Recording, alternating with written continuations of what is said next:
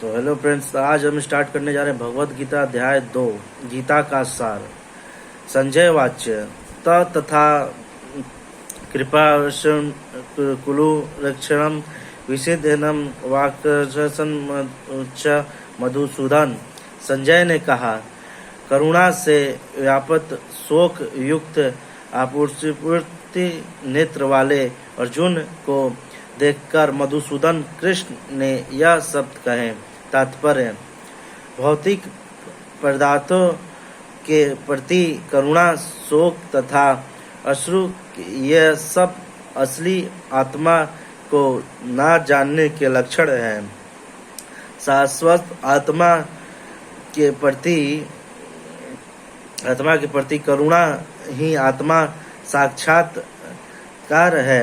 इस श्लोक में मधुसूदन शब्द महत्वपूर्ण है। कृष्ण ने मधु नामक असुर का वध किया था और अब अर्जुन चाह रहा है कि कृष्ण उस अज्ञान रूपी असुर का वध करे जिसने उसे कर्तव्य से उन्मुख कर रखा है। यह कोई नहीं जानता है कि करुणा का प्रयोग कहाँ होना चाहिए। डूबते हुए मनुष्य के वस्त्र के लिए करुणा मूर्खता होगी। अज्ञान सागर के में गिरे हुए मनुष्य को केवल उसकी बाहरी पहनावे अर्थात स्थूल शरीर की रक्षा करके नहीं बचाया जा सकता। जो इसे नहीं जानता और बाहरी पहनावे के लिए शोक करता है वह शुद्ध कहलाता है, अर्थात वह व्यर्थ ही शोक करता है। अर्जुन तो क्षत्रिय था, अंत में उसे से ऐसी आचरण की आशा न थी, किंतु भगवान कृष्ण ने अज्ञानी पुरुष के शोक को विनष्ट कर सकते हैं और इसी उद्देश्य से उन्होंने भगवत गीता का उपदेश दिया। यह अध्याय हमें भौतिक शरीर तथा आत्मा के वैश्विक अध्ययन द्वारा आत्मा साक्षात्कार का उपदेश देता है, जिसकी व्याख्या परम अधिकारी भगवान कृष्ण द्वारा की गई है। यह साक्षात्कार तभी संभव है जब मनुष्य निष्काम भाव से कर्म करे और आत्मा को बोध प्राप्त हो।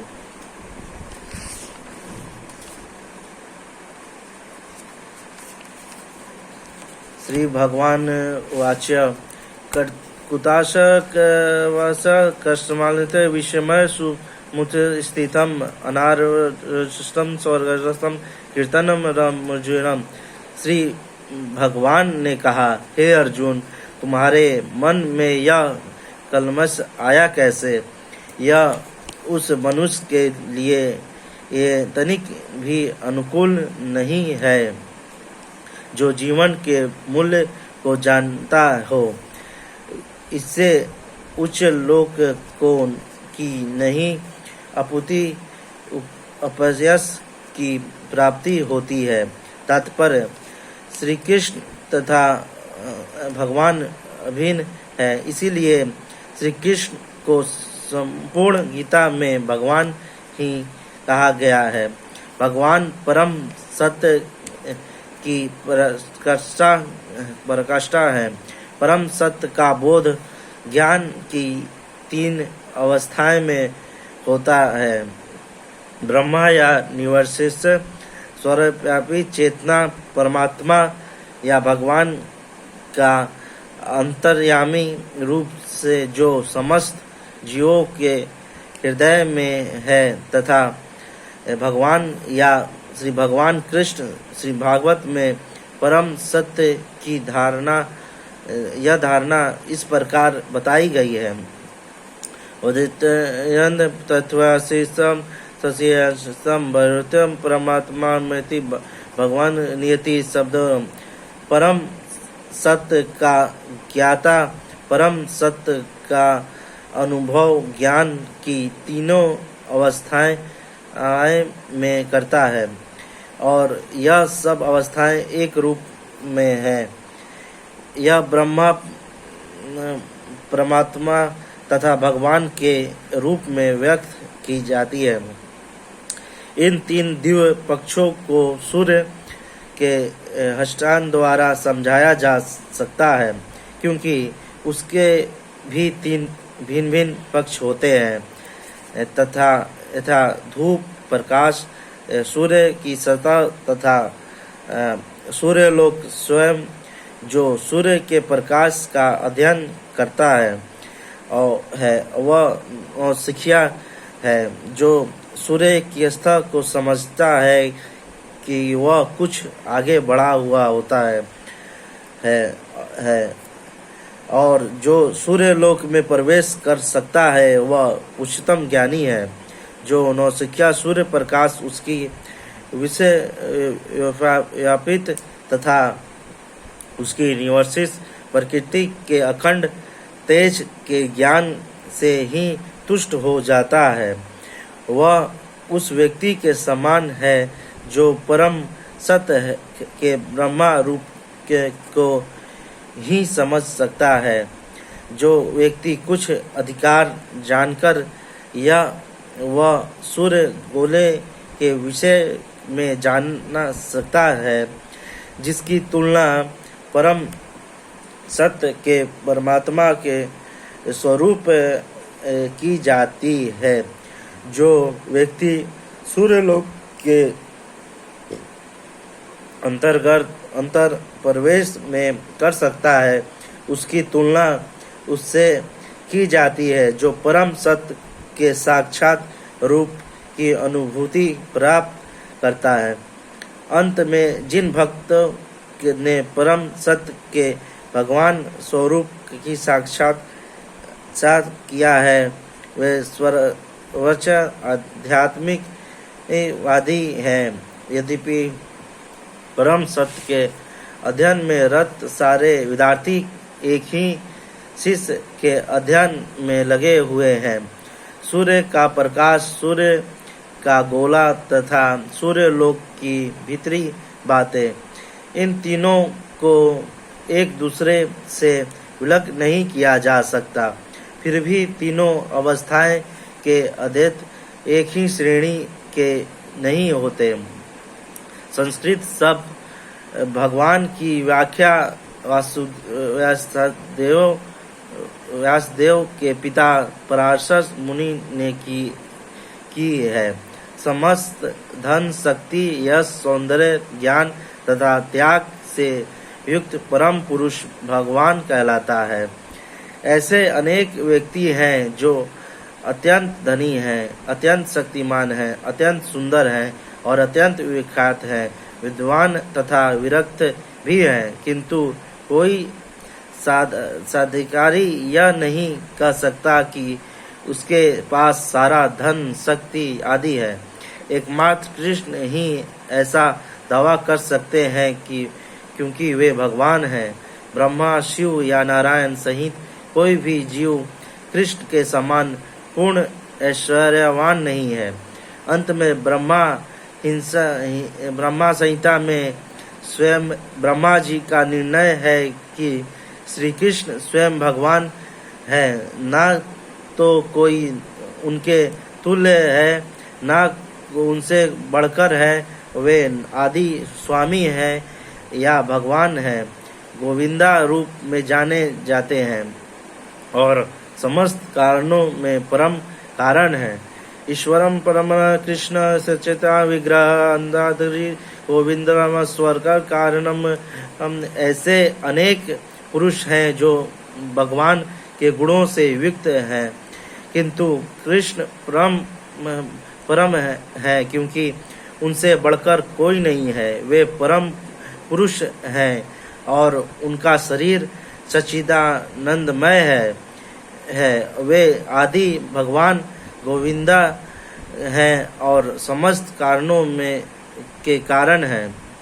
ब्रह्मा संहिता में, भागवत में भी भगवान के नाना अवतार की सूची है, किंतु कृष्ण को आदि भगवान बताया गया है, जिनसे अनेकान अवतार तथा ईश्वर विस्तार करते हैं।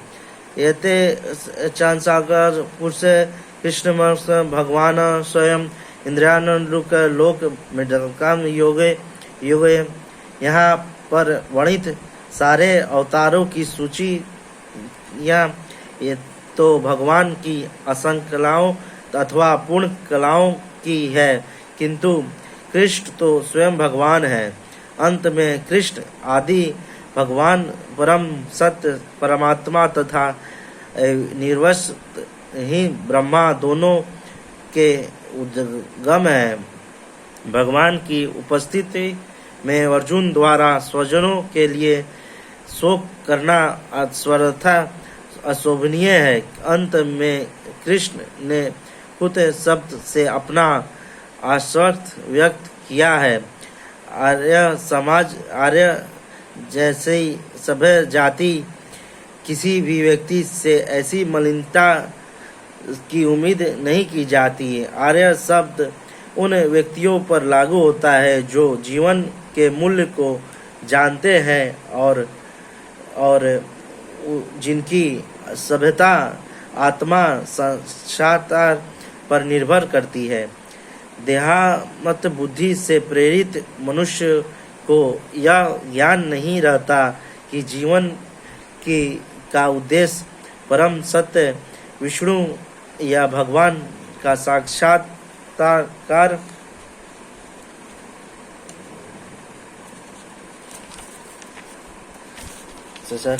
है। वे भौतिक जगत के ब्रह्मा स्वरूप से मोहित हो जाते हैं।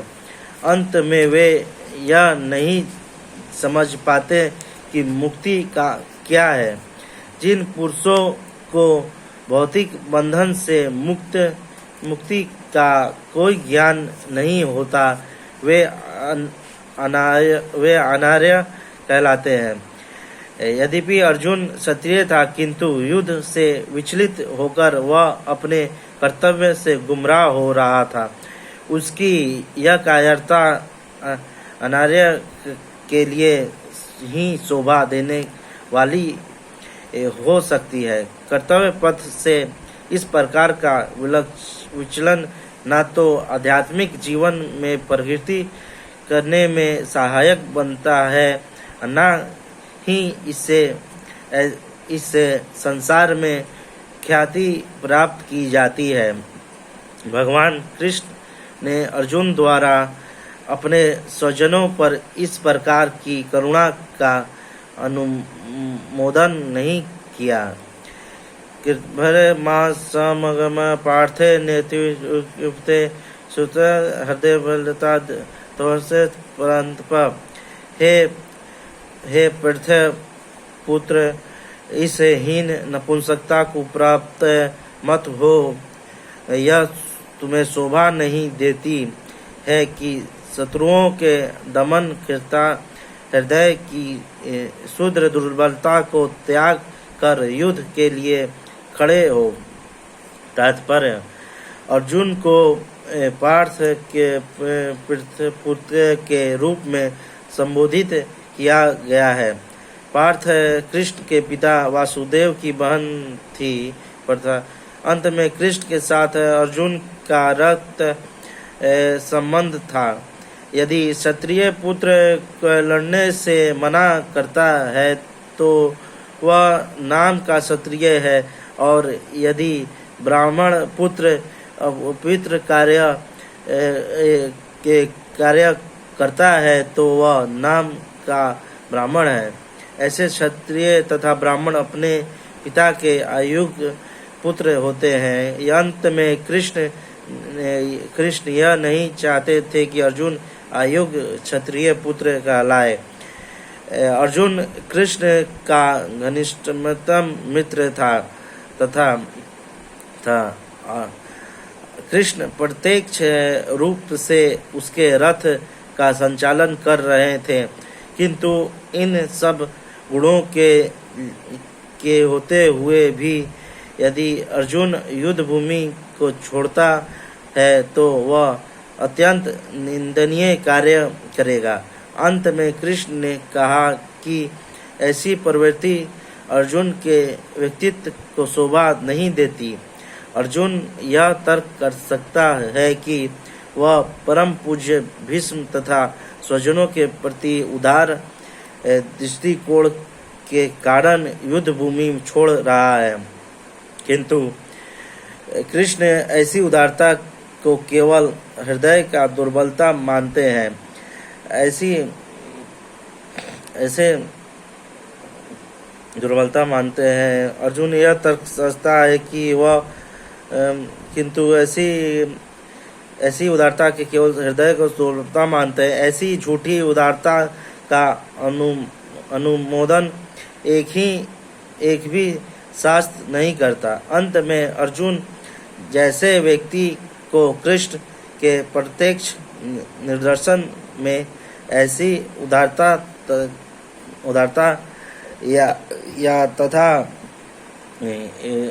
कथित अहिंसा का परित्याग कर देना चाहिए।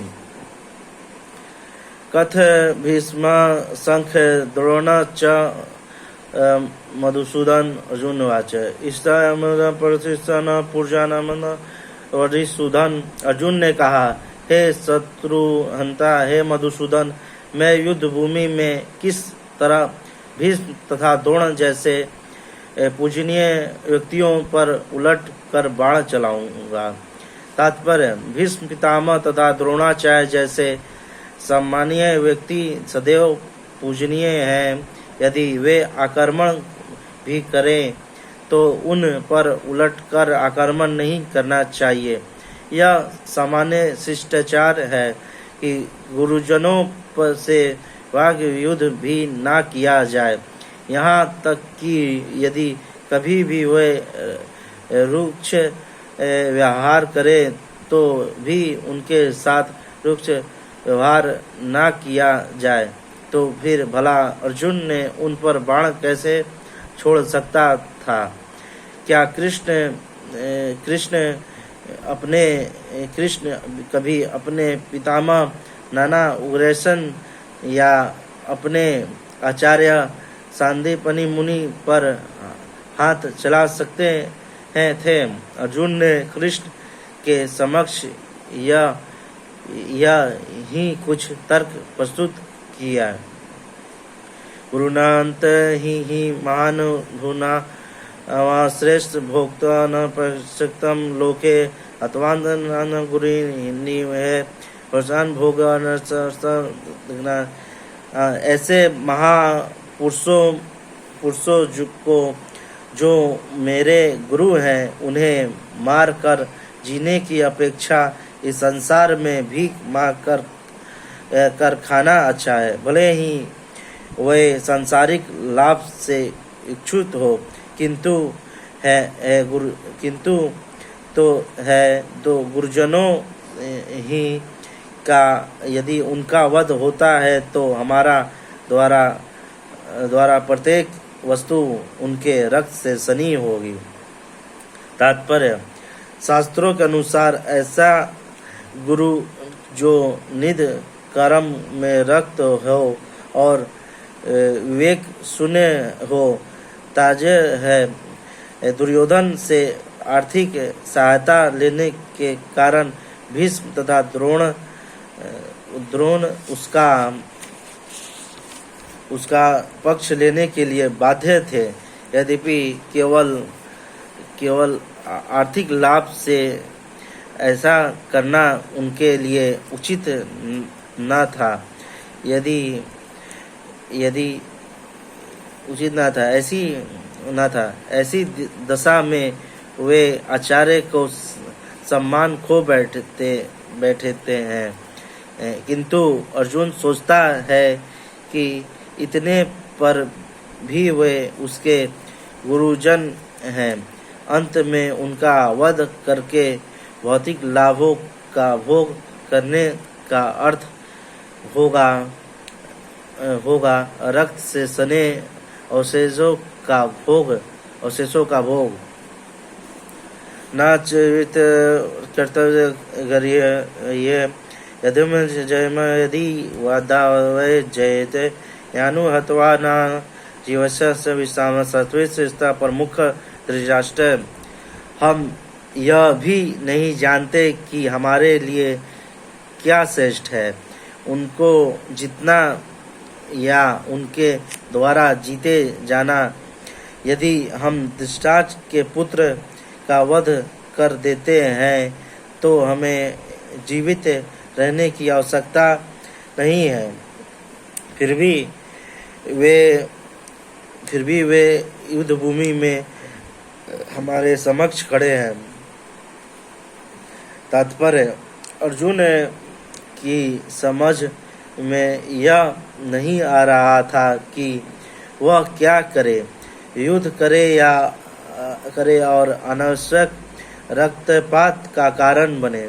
यद्यपि क्षत्रिय होने के नाते युद्ध करना उसका धर्म है, और या फिर वह युद्ध से उन्मुख होकर भीख मांगकर जीवन यापन करे। यदि वह शत्रु को जीतता नहीं तो जीविका एकमात्र साधन भिक्षा ही रह जाता है। फिर जीत भी तो निश्चित नहीं है, क्योंकि कोई भी पक्ष विजयी हो सकता है। यदि उसकी विजय हो जाए क्योंकि उसका पक्ष न्याय पर है, तो भी यदि धृतराष्ट्र के पुत्र मरते हैं तो उनके बिना रह पाने अत्यंत कठिन हो जाएगा। उस दशा में यह उसकी दूसरे प्रकार की हार होगी। अर्जुन द्वारा व्यास उस प्रकार के यह विचार सिद्ध करते हैं कि वह न केवल भगवान का महान भक्त था, अपितु वह अधिक प्रभुत्व और अपने मन तथा इंद्रियों पर पूर्ण नियंत्रण रखने वाला था। राज परिवार में जन्म लेकर भी भिक्षा द्वारा जीवित रहने की इच्छा उसकी वीरता का दूसरा लक्षण है। यह सारे गुण तथा अपने आध्यात्मिक गुरु श्री कृष्ण के उपदेशों में उसकी श्रद्धा, यह सब मिलकर सूचित करते हैं कि वह सचमुच पूर्ण आत्मा था। इस तरह यह निष्कर्म निकलता है कि अर्जुन मुक्ति के सर्वथा योग था। जब तक इंद्रियां संयमित ना हो, ज्ञान के पद तक उठ पाना कठिन है, और बिना ज्ञान तथा भक्ति से मुक्ति नहीं होती। अर्जुन अपने भौतिक गुणों